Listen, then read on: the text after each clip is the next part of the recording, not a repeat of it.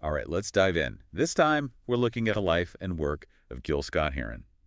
You want to understand his impact on music and culture, yeah. Definitely. And we've got some good stuff to dig into, a couple of documentaries, one by the BBC and another focused on his album Black Wax. Oh, nice. And we've got a collection of his poems, too, now and then. So let's see what we can find, huh? Have you ever heard that phrase, the revolution will not be televised? Yeah, absolutely. It's amazing how that phrase from 1970 still, resonates today. It's become like a global anthem for social change. It's more than just a slogan, though, right? There's like this depth to it, like Yeah. a commentary on how real change happens outside of the mainstream media's lens. Yeah, exactly. It speaks to like the power of grassroots movements, people taking to the streets and demanding change instead of just like passively consuming it, through a screen. Scott Heron was really tapping into that raw energy and urging people to be active participants in shaping their world. Okay, so to understand that message and its impact, we need to understand the man himself.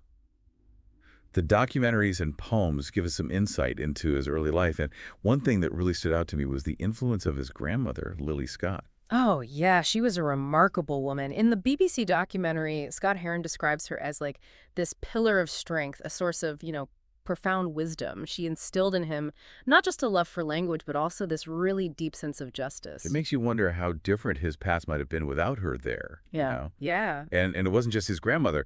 Growing up in segregated America, first in Jackson, Tennessee, and later in the Bronx, that must have really had a huge impact on his worldview. Oh, for sure. Those contrasting environments definitely played a big role in shaping his understanding of, race, class, and the social dynamics in America. Just imagine the difference between the rural South, still deeply, deeply entrenched in Jim Crow, and then the energy of New York City. Wow. Yeah, his poems now and then really capture the complexities of those experiences, reflecting on his grandmother's resilience in the face of racism and his mother's sacrifices to try to provide a better life for him. Yeah, it's almost like those contrasting experiences gave him a unique perspective on the specific issues at play in America.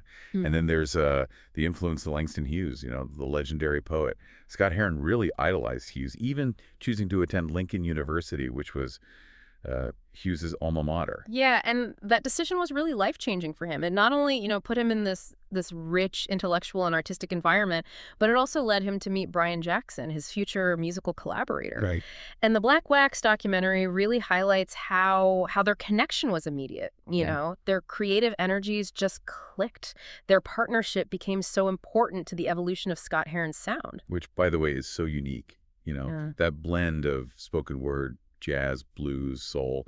You hear influences of Al Green, Isaac Hayes, even John Coltrane. It's like he was breaking down musical barriers on purpose. Absolutely. He wasn't like bound by genre conventions at all. He was drawing from all of these rich Black musical traditions, kind of weaving them together to create something new, innovative. It's almost like he was saying, this is who I am, this is where I come from, and this is my contribution to the music world. There's this anecdote in the BBC documentary that I found so interesting. It says that The Bottle, a song about the effects of alcohol abuse, was his only track to really get significant radio play. Mm. It's catchy, relatable, but it still has this powerful social message. Why do you think that one connected with such a wider audience while his other, maybe equally powerful tracks didn't?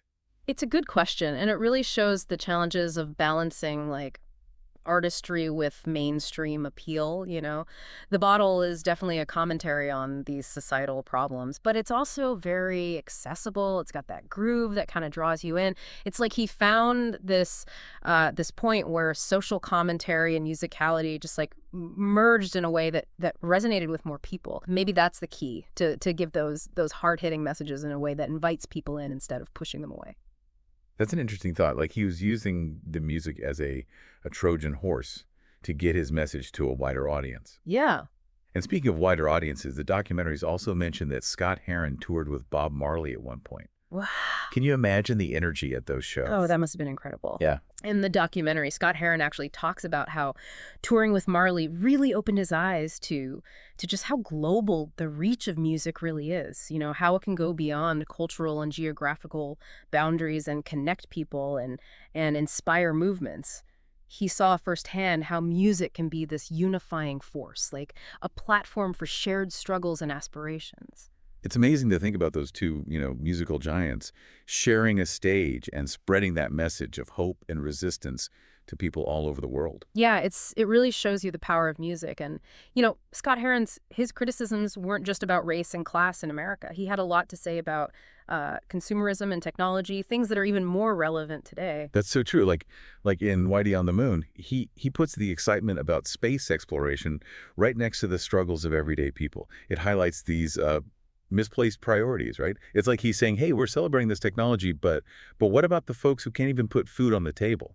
Right, exactly. He wasn't against science or progress, but he was, questioning the values behind these advancements. Who benefits from it? Who gets left behind? And what's the cost? These are questions we're still asking ourselves today as technology just keeps advancing. And he wasn't afraid to call out hypocrisy, even within, like, social change movements. Mm-hmm. In The Revolution Will Not Be Televised, he kind of makes fun of the idea of revolution as a spectator sport, Yeah.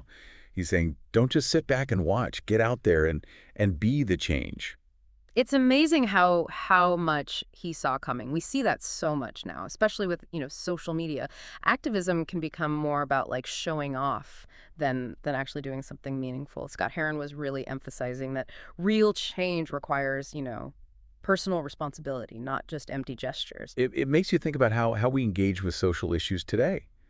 Are we actually trying to make a difference, or are we just going through the motions? That's a great question. Yeah. And that idea of personal responsibility, that's something you see throughout his work. Even when he talks about his own struggles with addiction, he doesn't try to avoid blame. In the BBC documentary, you can hear the regret in his voice, but there's also this strength, this refusal to give up on himself or his message.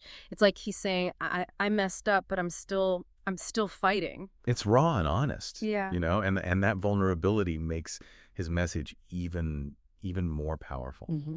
And speaking of fighting for what you believe in, Scott-Heron was inspired by so many different figures, activists, musicians, writers, even athletes. He saw this thread of resistance and resilience throughout history, wouldn't you say? Oh, definitely. He understood that the fight for justice is a collective effort. It's like a tapestry woven from all these individuals throughout history. In the poem His Story, he talks about how history is often told from the perspective of, the winners, the people in power.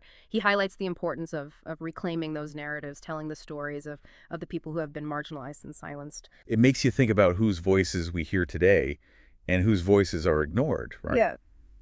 Scott-Heron's work, it reminds us to be critical of the information we get, to question what we're told, and to look for alternative perspectives. Mhm. We can't just accept the mainstream story without thinking about it. You got it. He was always challenging the status quo, pushing back against those in power and encouraging others to do the same.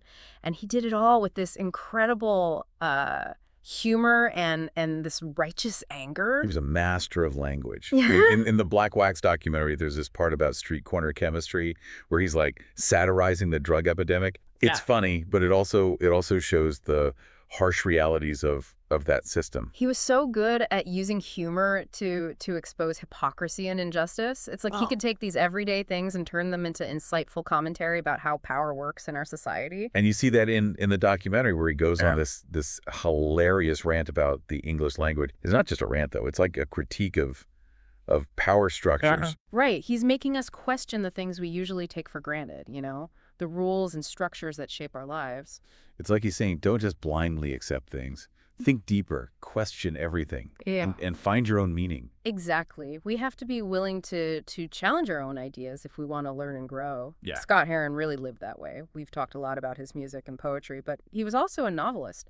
Did you see any connection between those different forms of expression? Oh, yeah, definitely.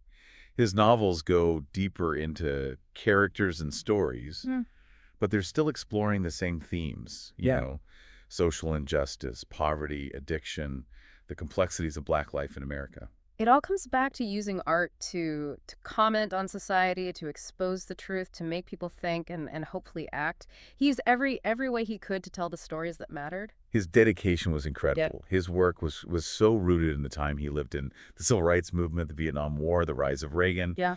But how do you think his message connects with people today? His work is still relevant because it talks about these universal human experiences, the fight for justice, the search for meaning, the complexities of love and loss. These are themes that everyone can relate to no matter when or where they live. And you see his influence on so many artists and activists today. Mm. The way they mix music and social commentary, the way they're willing to challenge those in power, their use of satire, it's like they're carrying the torch that he lit. He planted these seeds that are still growing today. It shows how powerful art can be. It can last for generations and inspire real change. One thing that really stayed with me from the BBC documentary was Scott-Heron's reflections on touring with Bob Marley. He said it really showed him how music can reach people all over the world and bring them together. It's such a powerful image. Two artists from different places, different styles of music coming together to share their music and their message of hope. It shows how music can be this incredible bridge. We live in a world that feels so divided these days. It's inspiring to remember that music can remind us that we're more alike than we are different. It's true. But even with our differences, we share so much. We all have hopes and fears, dreams, and music can tap into that shared humanity, break down walls, and help people connect. And that's what Scott-Heron's music did, right? He brought people together, made them think, made them feel. That's something worth remembering. Definitely. We've talked a lot about his criticisms of society, but I'm curious about the more personal parts of his work, where he's reflecting on his own life, his own struggles. What did you take away from those moments? What really hit me was his honesty. He wasn't afraid to show his flaws. It makes his work so relatable. Hmm. Like in the poem, Pieces of a Man, he describes his father losing his job and the family falling apart. It's so raw and honest. And that story really reflects those bigger societal forces, doesn't it? Yeah. It shows how economic hardship can tear families apart.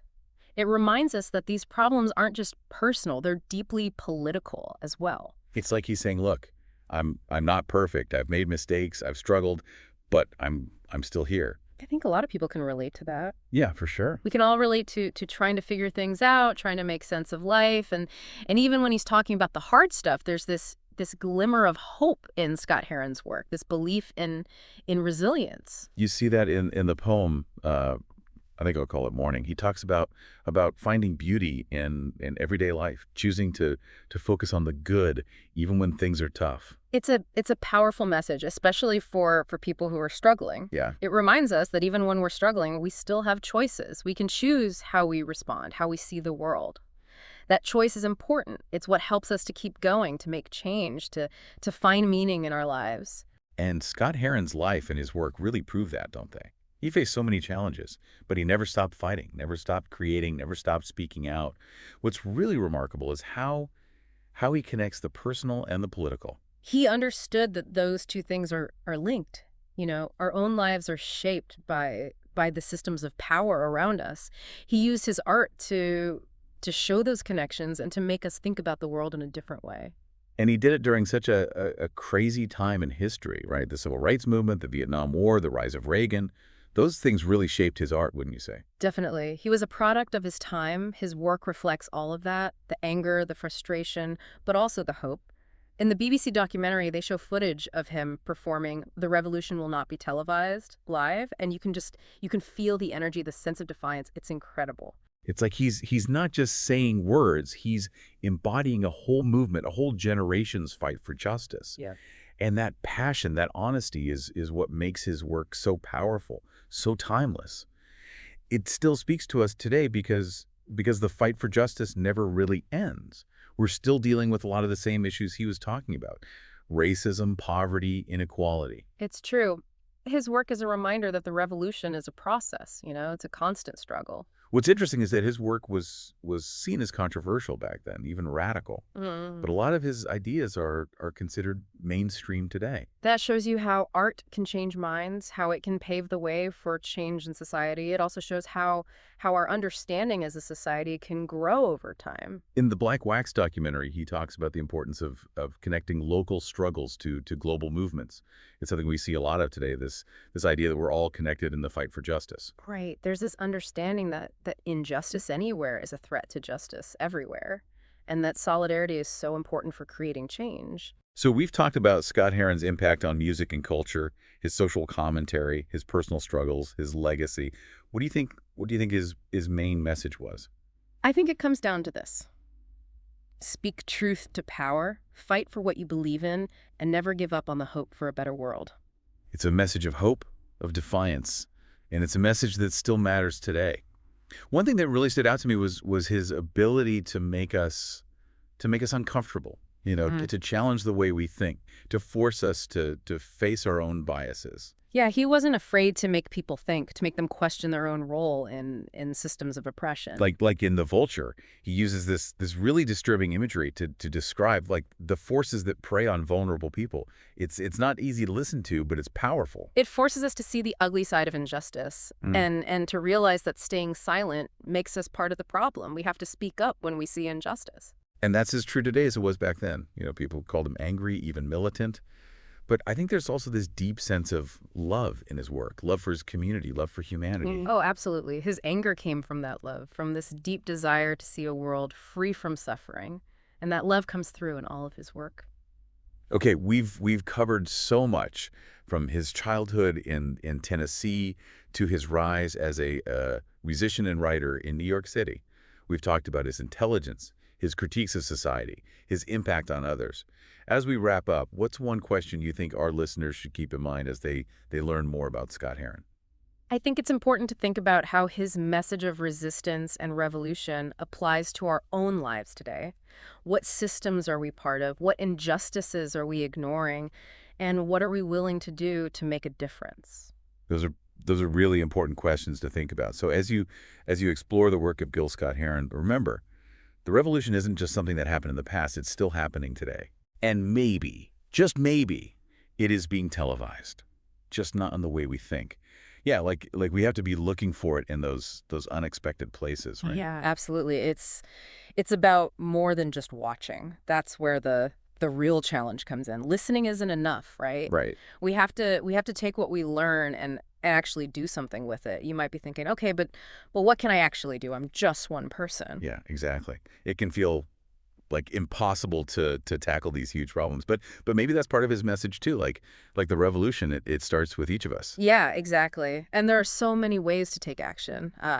Speaking out against injustice, supporting groups, working for change, educating ourselves and other people, or even just changing how we live our lives. It's about understanding that we all have a part to play in making the world a more just place. One thing that really stuck with me from Scott-Heron's story was how important community was to him.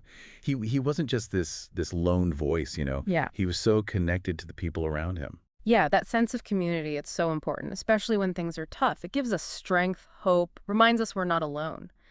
In the Black Wax documentary, he talks about how important it is to mentor young rappers, Hmm. to pass on the torch to the next generation.